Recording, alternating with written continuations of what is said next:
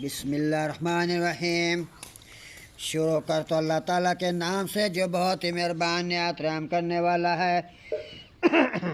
وَلَقَدْ آتَيْنَا بَنِي إِسْرَائِيلَ الْكِتَابَ وَالْحُكْمَ وَالنُّبُوَّةَ وَرَزَقْنَاهُم مِّنَ الطَّيِّبَاتِ وَفَضَّلْنَاهُمْ عَلَى الْعَالَمِينَ۔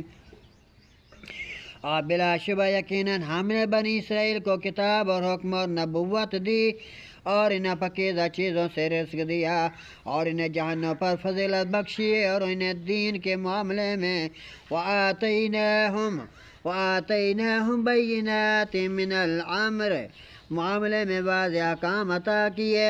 فَمَا اخْتَلَفُوا إِلَّا مِن بَعْدِ مَا جَاءَهُمُ الْعِلْمُ، پھر انہوں نے اختلاف نہیں کیا مگر اس کے بعد کہ ان کے پاس علم آ گیا۔ باغیاً بینہم، آپس میں ضد کی وجہ سے۔ ان ربک یقضی بینہم یوم القیامت فیما کانوا فیہ یختلفون، بے شک تیرا رب ان کے درمیان قیامت کے دن اس کے بارے میں فیصلہ کرے گا جس میں وہ اختلاف کیا کرتے تھے۔ ثم جعلناک علی شریعۃ من الامر، پھر ہم نے تجھے دین کے معاملے میں ایک واضح راستے پر لگا دیا۔ فاتبعها ولا تتبع اهواء الذین لا یعلمون، سو اسی پر چل اور ان لوگوں کی خواہشات کے پیچھے نہ چل۔ انہم لن یغنوا عنک من اللہ شیئا، جو نہیں جانتے بلا شبہ وہ اللہ کے مقابلے میں ہرگز تیرے کسی کام نہ آئیں گے۔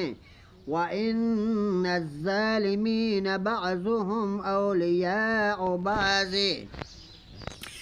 اور یقیناً ظالم لوگ ان کے بعض و بعض کے دوست ہیں۔ وَاللَّهُ وَلِيُّ الْمُتَّقِينَ، اور اللہ متقی لوگوں کا وہ دوست ہے۔ هَذَا بَصَائِرُ لِلنَّاسِ وَهُدًى وَرَحْمَةٌ لِقَوْمٍ یُوقِنُونَ، یہ لوگوں کے لیے سمجھ کی باتیں ہیں اور ان لوگوں کے لیے جو یقین رکھتے ہیں ہدایت و رحمت ہے۔